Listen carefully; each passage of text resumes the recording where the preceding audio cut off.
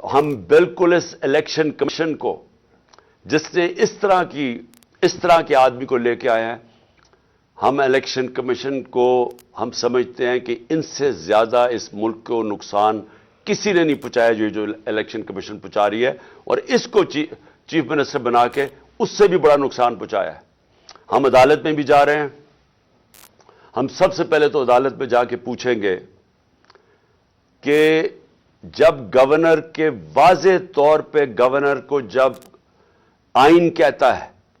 کہ جیسے ہی جیسی ایک حکومت مستعفی ہوتی ہے، جیسے ہی ہماری اسمبلیز ہم نے ڈیزالو کی، تو 48 گھنٹے کے اندر اس کو ڈیٹ دینی پڑتی ہے کہ کس دن الیکشن ہوگا۔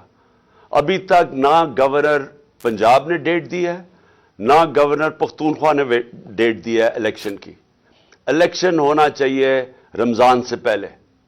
اور ہم اب عدالت میں جائیں گے اس چیز کے اوپر بھی کہ ہمیں ڈیٹ چاہیے الیکشن کی، کیونکہ یہ آئین واضح ہے۔ 90 دن کے اندر الیکشن ہونا چاہیے جب اسمبلیز ڈیزالو ہوتی ہیں، ابھی تک کیوں نہیں ہوئی؟ تو ہم اس کے لیے عدالت میں جا رہے ہیں، اور ہم یہ محسن نقوی کی اپائنٹمنٹ کے اوپر بھی عدالت میں جا رہے ہیں کہ اگر الیکشن کمیشن نے اسی طرح کا آدمی اپوائنٹ کرنا تھا تو کدھر گئی کہ غیر جانبدار چیف منسٹر ہونا چاہیے تھا کیئر ٹیکر گورنمنٹ کا، اور اس کی بالکل انہوں نے خلاف ورزی کی ہے۔ یہ وہی ایک ایجنڈا چلا آ رہا ہے کہ کسی طرح ریڈ لائن ڈرا کر کے تو کسی طرح عمران خان اور طریق انصاف کو ہٹایا جائے، اور تاکہ کسی نہ کسی طرح یہ چور ایک کراچی کی طرح دھاندلی کر کے پھر سے اس ملک پر مسلط ہو جائے۔ میں پھر سے آپ سب کو دعوت دیتا ہوں۔ میں آپ کو اس لیے دعوت دے رہا ہوں کہ آپ نے اپنے مستقبل کے لیے نکلنا ہے، یہ بہت ضروری ہے آپ کے لیے۔ اس طرح کے لوگ آپ کے اوپر مسلط ہو گئے، یا ملک میں الیکشن سے کوئی فائدہ نہیں بلکہ اب نقصان ہونے جا رہا ہے،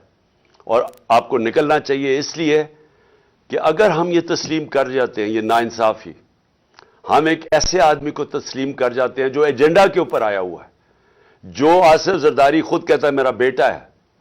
یہ اس کا بیٹا، اور یہ پی ڈی ایم کے ساتھ مل کے جس نے ہماری حکومت سازش کر کے گرائی تھی، اگر یہ آ کے بیٹھ جاتا ہے اور ہم چپ کر کے تسلیم کر لیتے ہیں تو ہمارے میں اور بھیڑ بکریوں میں کوئی فرق نہیں ہوگا۔ اس لیے آپ سب نے نکلنا ہے کل سے میں انشاءاللہ لاہور نکلیں گے، اور پھر سے میں کہہ رہا ہوں پرسوں ہم پنڈی میں نکلیں گے۔